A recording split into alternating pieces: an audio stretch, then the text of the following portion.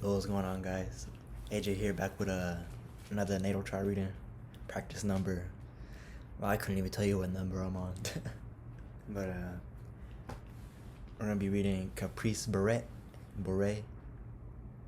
and yeah, we'll get into it. I'm still doing it the way I did the last video, where I kind of wrote some stuff out at first, then I'll be like freestyling after that. Alright, so here we go. First off, I would ask this person if they are the secretive type, and if so, to what extent. I say this due to the planets in Scorpio sextile to the moon conjuncting the ascendant. Scorpio by nature likes to conceal emotions in order to strategize and see how to maneuver around person, place, or thing, or get to the bottom of something. But with the moon conjuncting the ascendant, there is a possibility that other people that come into contact with her can pick up on the kind of mood she is in based off of how her personality is playing out.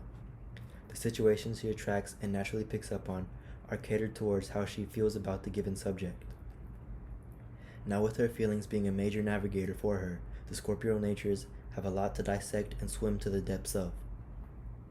The Scorpio energy could conceal these emotions, but only for so long before the emotions influence the body. I believe that time of concealment would be very short due to the personality being so intertwined with the emotions. With all that being said, I say this chart's energy plays out in a sinister, light-hearted manner, due to the Capricorn moon and ascendant being predisposed to feelings of coldness and seeing what needs to be done in any circumstance.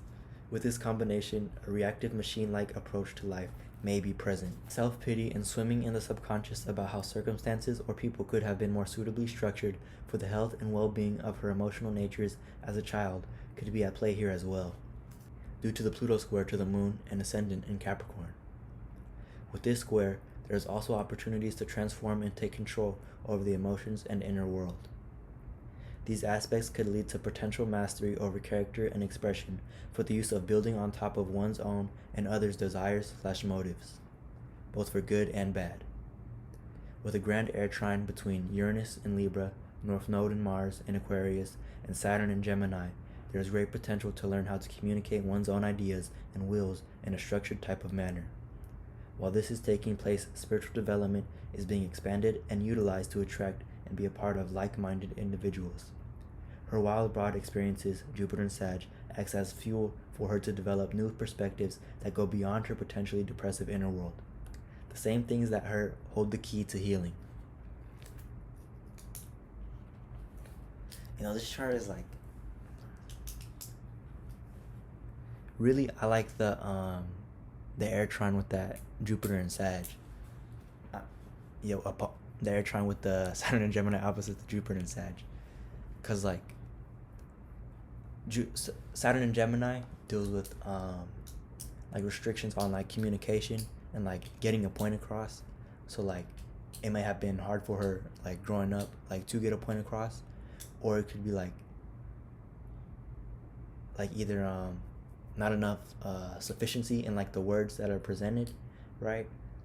Maybe she didn't say enough or didn't say anything at all, or maybe it was just a word vomit, just it'd be maybe it could play out like that, just I have Saturn and Gemini, and so do I'm pretty sure a lot of people that follow me, around my age,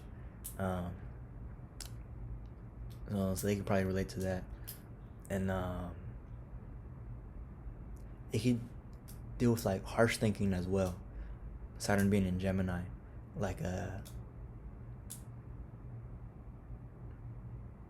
communication is harsh and has a sense of weight to it, and that inhibits the Jupiter and Sag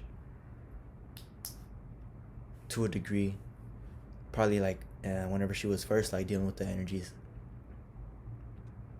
because of her Sagittarius Jupiter natures just wanted to go out, be free, and explore, and do whatever comes to mind, literally. And that Saturn in Gemini would be acts as kind of a barrier, right? To where if she needed to use her mouthpiece, use some type of words to get somewhere that she would want to go, Jupiter and Sag, it could have been like she wasn't able to, or it was just hard to get there. Like she had to go through obstacles to get there, you know? But that also leads to her mastery as well. Like, in utilizing her words to get what she wants, you know? Scorpio, Capricorn.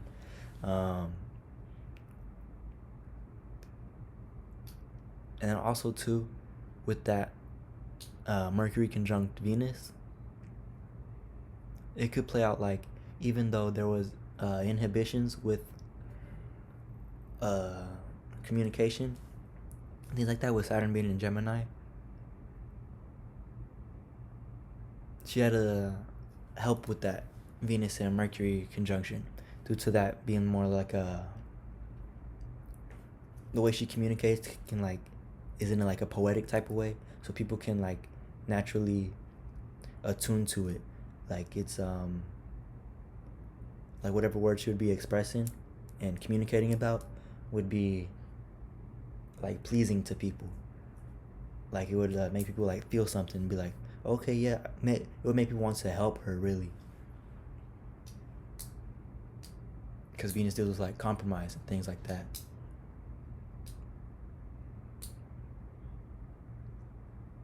Compromised relationships. Probably relationships was on her mind a lot. Yeah, and what I was saying about like building on her own and others' desires with that Capricorn and Scorpio energy, that Mercury and Venus only helps with that, because whenever she is experiencing pleasurable type experiences, you know, like you know, just things that are just like pleasing and whatever, right?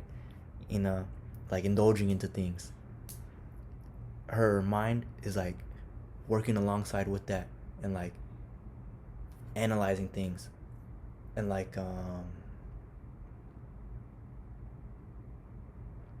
knowing why whatever like situation of like that pleasurable experience is playing out, whatever type of indulging experience is playing out, like why that is playing out, you know,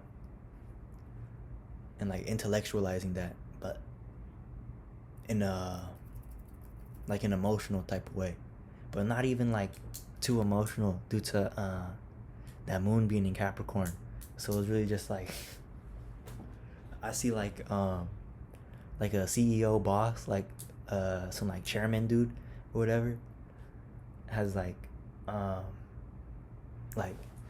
feet up on the desk, like you know, like just like leisurely looking at papers, you know.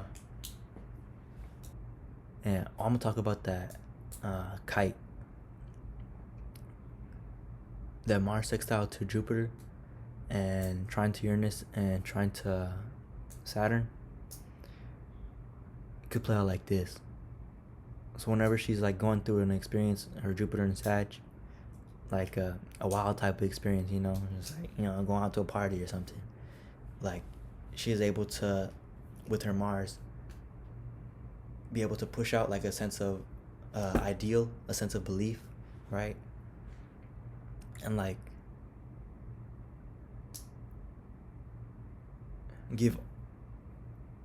push out a sense of ideal, a sense of belief or something, like and be able to give like all the talking points for that, and like a structured speech about that, be able to construct words about that. And then with that Uranus and Libra, that'll play out as like just like spur of the moment things happening, and like her being able to play off of that to suit the whatever like belief narrative she's trying to push, whatever type of like high idealistic thing she's trying to push, whatever type of innovation type idea she's trying to push. And then with that Saturn and Gemini also aspecting that, it could be like she knows like all like the facts and things like that, all the like all the news articles that would be correlating to whatever she's talking about, could it be like what she would use as like reference points, because that's that Gemini, like seeing different things and being able to pull them together. Also, traits of mutability, the mutable signs.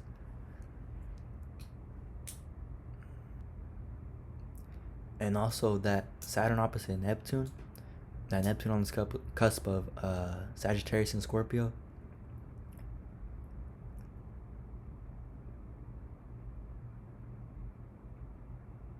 That's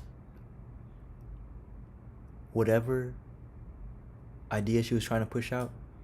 I'm still talking about that kite. Whatever idea she was trying to push out and like connect people with, or like trying to group people together for that idea to be upheld.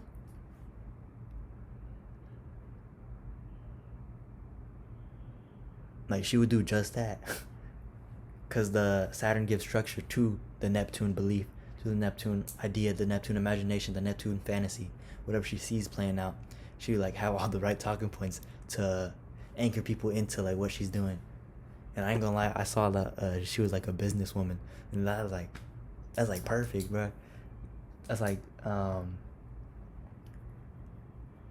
being able to like sell pitches and things like that and get people on board like super easily, you know.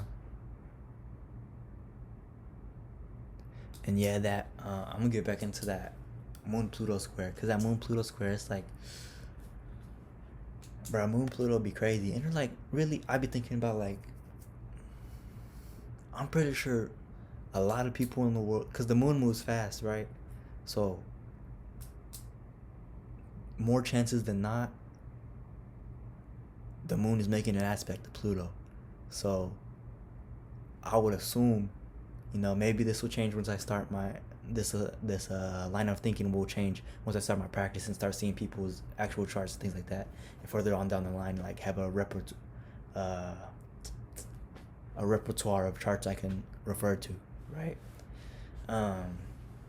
But anyways, like I think a lot of people in the world have Moon Pluto aspects, and like that's like something that, as like a race of people, right? Something like we all are going through, you know. And like, as long as like humans exist, oh shit, as long as humans exist, like that's gonna be something to like, as long as this realm, this reality, and these vessels exist, I'm pretty sure that's gonna be something. Like it ain't like, I don't believe like the planet's gonna change, right? I mean, shit, maybe they can, but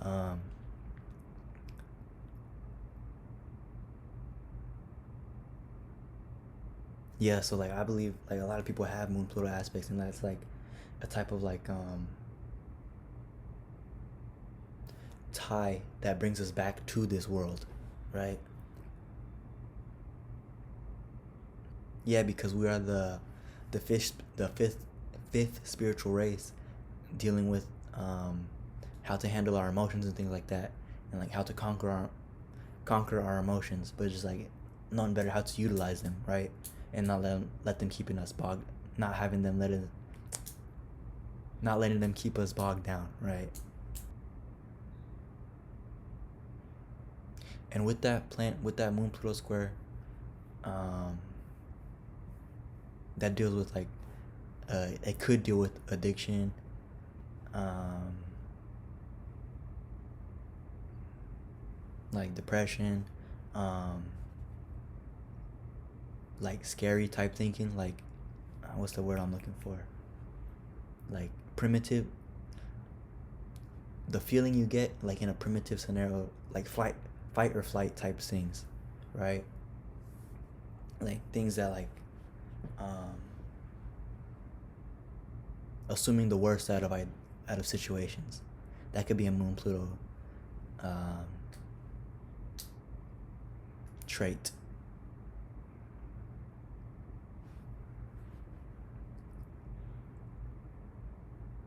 Because Pluto deals with like the underworld and like your deep dark desires and things like that, like the things you sweep up under the rug, the things you don't want to go into, the things that have traumatized you. And that making a contact with the moon what you find comfortable, your emotional nature, what you do for comfort. It could be things like being like infatuated with death, you know, or just like that's a stretch. That might not be true for like a lot of people, but what could be true for majority of the Moon Pluto aspects individuals is that like emotional knowing that death is coming, that death is real, you know, that transformation like needs to happen, you know. And whether they are okay with that or not, shit, that's up to them. But either way, if they're okay with it or not, they know like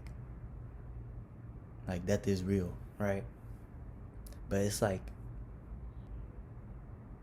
they know they can emotionally connect to like that primal fight of death, right? Of fighting death, of overcoming death, of like, because Pluto deals with like rebirth and like regeneration and like transformation. So it's like the sun going, yeah, the sun dying and going into Scorpio, right? That transformation whenever nighttime is coming, right? Whenever nighttime has came, whenever, and with that, with the moon being right on the ascendant, this person can hyper attune to literally whatever she comes into contact with. A lot of the times, the person that has the moon close to the ascendant could have been like hyper attuned to the mother or mother figure due to, you know, whether the mother was like unpredictable, whether the mother was like a source of like trauma, so they had to always keep a constant eye on her to like see like, okay, do I have to prepare for something? Is she gonna get mad at me? Is she gonna come hit me? Is she gonna, you know, things like that. And it's like hyper tuning to the needs of the mother as well. So like playing the role of like a companion to the mother as they're like analyzing because of like that need that the mother has, whatever need she has, right?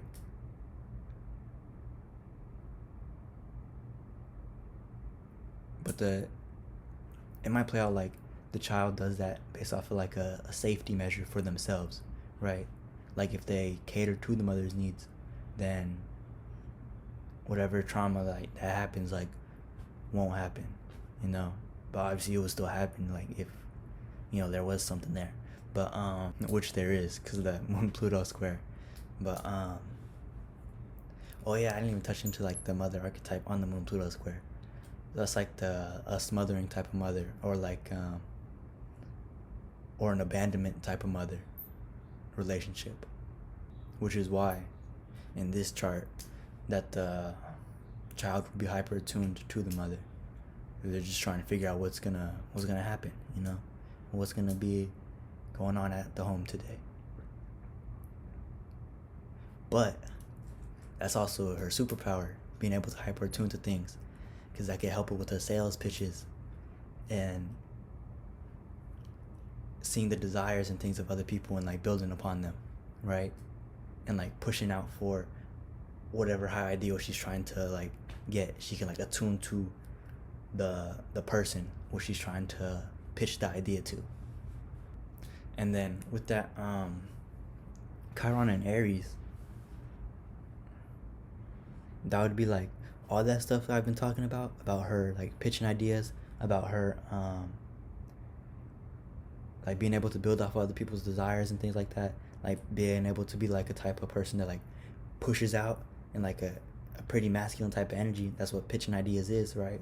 Like you're trying to get something that's out here, right, and bring it into something solid, right? Something that like that's a routine or something that's like other people can be a part of, right? Other people can add their energy onto as well, and like create a type of like substance for people to partake in. But in order to do all that, you have to have that Aries type of energy, or that cardinal type of energy, the ability to go out there, put yourself on the front line, and be able to pitch that idea, right? But with that Chiron in Aries, there's a wounding around the self, the wounding around being able to go after what one wants, a wounding around one's own identity, right? One's own willpower, a wounding around,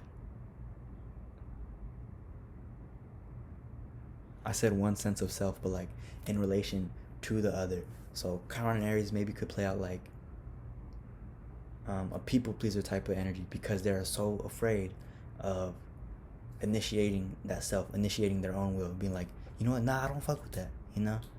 They're like, no, I don't want to do that. You know, we should do this instead. Like, that might not be something there, something that this person had to learn how to do, right? Come to grips with in imposing one's own will, which plays into that Moon Pluto square and Moon on beyond the ascendant, of her meeting the mother's needs, of her catering to whatever mother type figure's needs that was in that needing state, right? And like her giving up her own like sense of being in order to serve. Damn. You know, Moon Pluto has ties to like Hades, like hell, things like that. And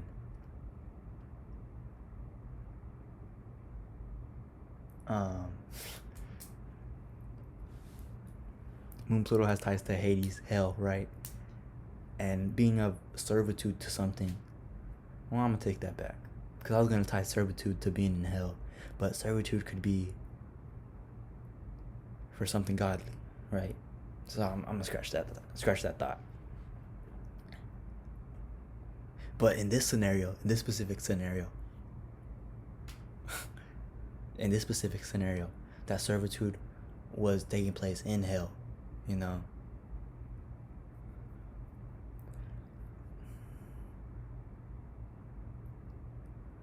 There's a chance it didn't play out like hell, but there's a high chance it did, you know.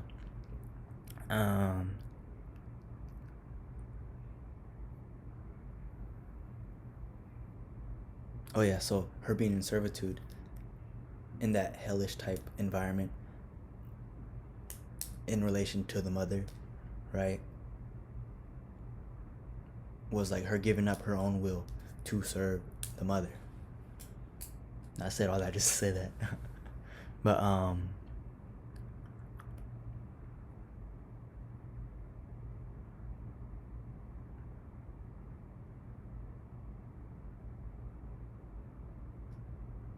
yeah, that last line I said, the same things that hurt hold the key to healing. So like her just being able to utilize that Chiron in Aries, and like be able to push her ideas out there, because she had like a bunch of motives that she wanted to get out with that Uranus trying to Mars, and she knew how to ground that with like practicality, or at least she learned how to do that over time with that Saturn and Gemini. And she had a wealth of things to expand upon with the many experiences she had due to Jupiter being in Sagittarius and Neptune being right there conjuncted. And like her, like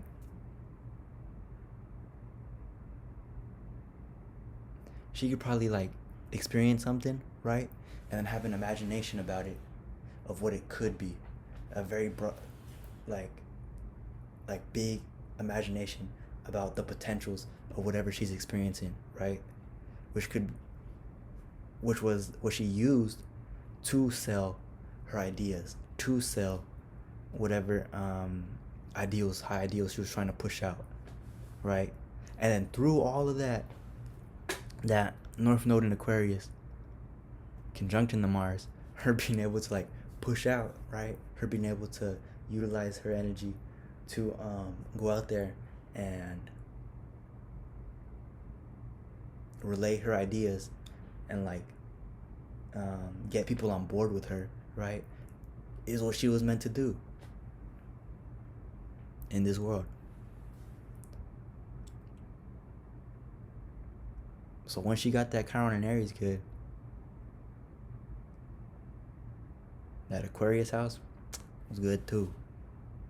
And once that Aquarius house was good, so was the Sagittarius house, due to her having that type of like self solidification, like self comfort energy of her accepting herself, right, and her own like motives, what she would want to go after in the world.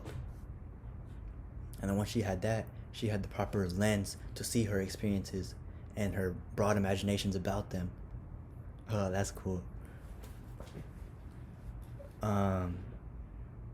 So like she could like be able to like impose her own will about what she has experienced, about what whatever imagination she has. So she had like that will to actually go after it, right? And then when she was doing that Uranus and Libra would be like just like throwing her a whole bunch of different like curveballs, like good and bad, like something she would never expected, and like but she could for sure utilize, be like, oh, I don't know, like let's say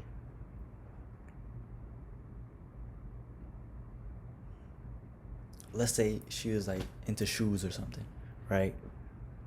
So like she's like, oh, I don't know if I made the shoe right. I don't know if like if my own creation, if people would actually like it, right? Lacking that Aries energy of like, oh, this is what I like, this is what I'm gonna do, this is what I'm gonna push out, right? So like, but when she gets that settled, or when she gains confidence in herself, that Chiron and Aries, to present that shoe, then she utilizes that Mars in Aquarius, being able to network, get that shoe out there. Hey, you like my shoe? Go to an event like, hey, you like this? Yeah, the shoe's nice. All right, yeah. Giving off like all different like types of, I don't know, whatever like features it has, that being able to list off the Saturnian elements of like whatever shoe, like all like the what the shoe is constructed of, what the shoe like does, what the shoe could do for you, right? That Aquarius energy, what it could do for you, right? That big ideal energy, right? And then boom, sextile that Sagittarius energy of her being like, yeah. And then when you wear these shoes, after you know what all it could do for you, you be out there in the function, like stunting on people, like that experience Jupiter Sagittarius, and then that broad imagination of like how you're gonna be in that function. Neptune and Sagittarius conjunct to Jupiter, being able to be like, give that paint a picture, right? Paint a fog of like haze or something, like they got a fog machine coming out as she tells a story, as she pitches her idea. And then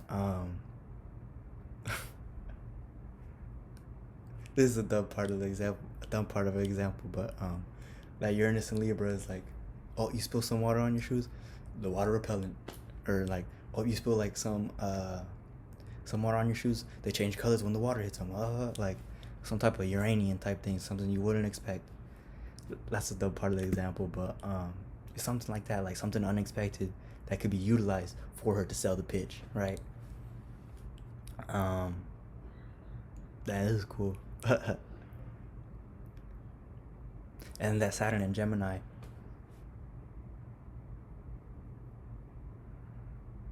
having the right I was about to say relations, due to like Saturn being like structures and Gemini being like the communication aspect. So like having the right network basically. But you know, they say network is more so Aquarius energy, because it's like more broad than a type of chit chatter of Gemini, right? Chit chatter and like running around of Gemini. Aquarius is more like, Aquarius would be like the networking event, and then the little sub conversations going on inside that event would be Gemini. But That's probably what that is.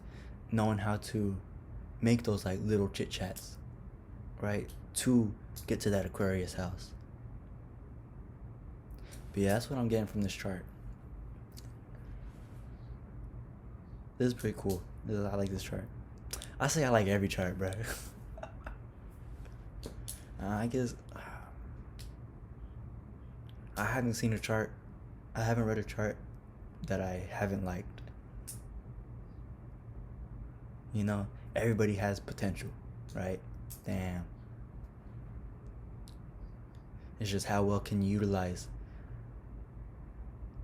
the alignments that you chose.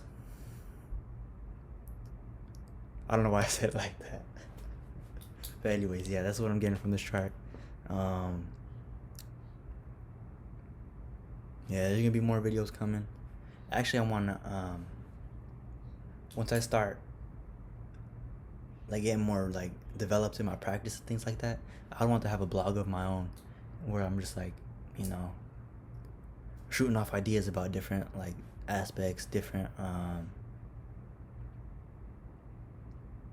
theories I have about the zodiac. Probably be talking about other things as well.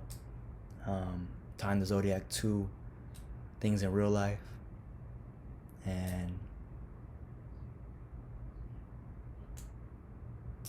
yeah, really just giving like practical examples on how to utilize your own natures. Really, that's really what I'm trying to do with astrology, right? That's why I'm like reading, like trying to help people like utilize themselves as a tool, I guess you could say. Utilize themselves. I was gonna say as like a machine, but we ain't no machine, right? But and really just like helping them deal with like whatever type of internal things they got going on. And I'll do that just by offering like my perspective on things, right? Because that's really all an astrologer does, offer a perspective, and it's up to whoever is listening to take that in and do something with it. Even if it's not exactly what that astrologer said, it could, whatever the astrologer said could spark like a different idea within the person that's getting the reading, within the person that's listening to them break down like whatever they're talking about, you know? Because I've heard it from a number of sources, like a teacher only relays information, but the student teaches himself or teaches themselves.